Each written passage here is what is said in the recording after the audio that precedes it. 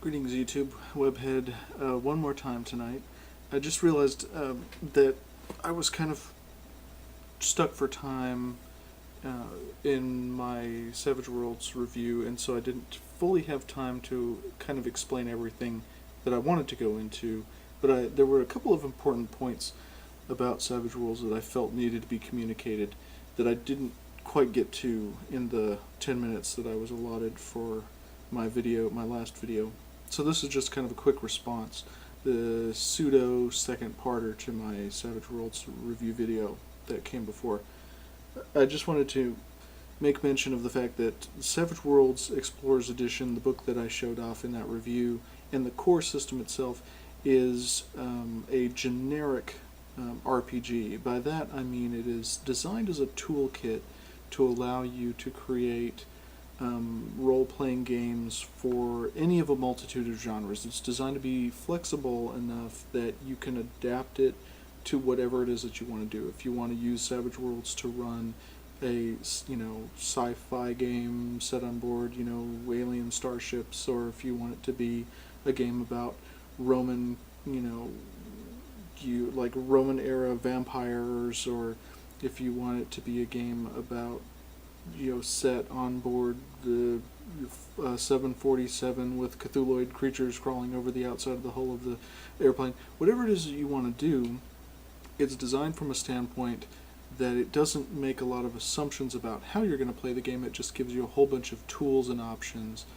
to design the kind of game that you want. It kind of goes hand in hand with games like GURPS, Hero System, BRP, Basic Role Playing, and a couple of other systems that are designed to cover any number of imaginable genres.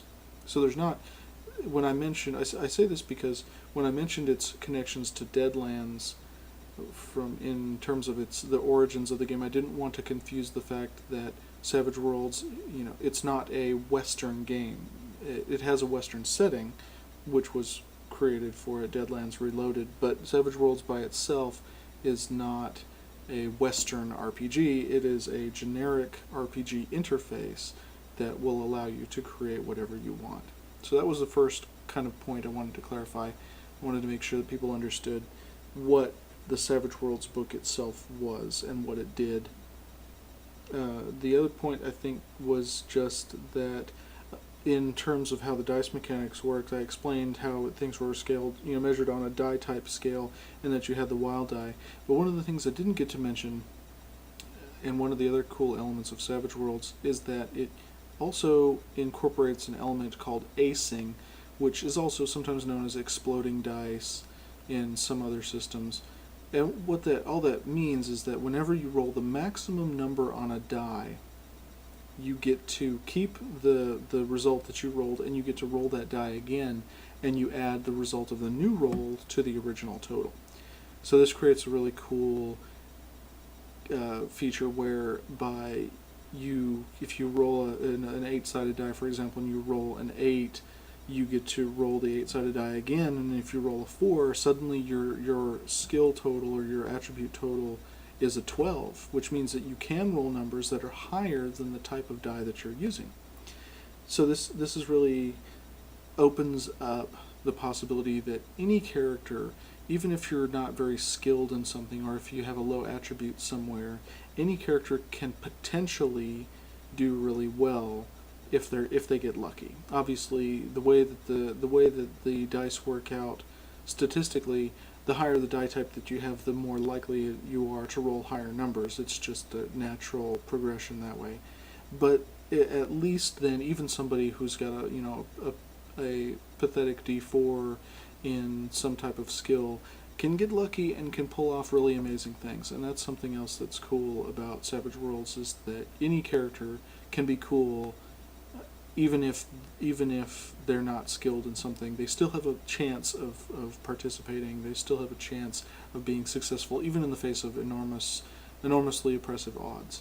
So that was another element that I didn't get to cover originally that is worth mentioning, because it adds just an extra little kick between the die type scale and the wild die action, now you've got exploding dice that creates a really kind of cool, just central dice mechanic that goes on in Savage Worlds. It makes things really exciting because you never quite know what to expect.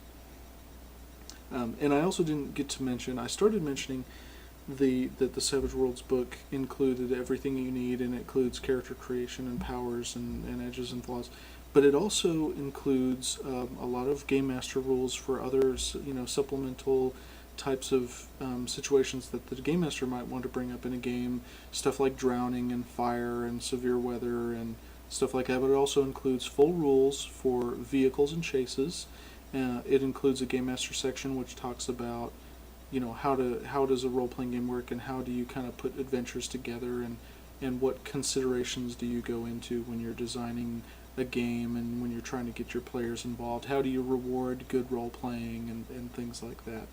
So just wanted to cover those extra topics. I wanted to make sure that I got everything out there that deserved to be said about Savage Worlds. As I said, I'm a big fan of it. It's a really great game. I enjoy it a lot, and so I just kind of wanted to put it out there to see if other people might be turned on to it as well, and to make sure that I give it the full justice that it deserves, and didn't gloss over any of the cooler elements or important elements about why you should buy the game, what's included in the game, what the game does or doesn't do, and so that's what that is anyway.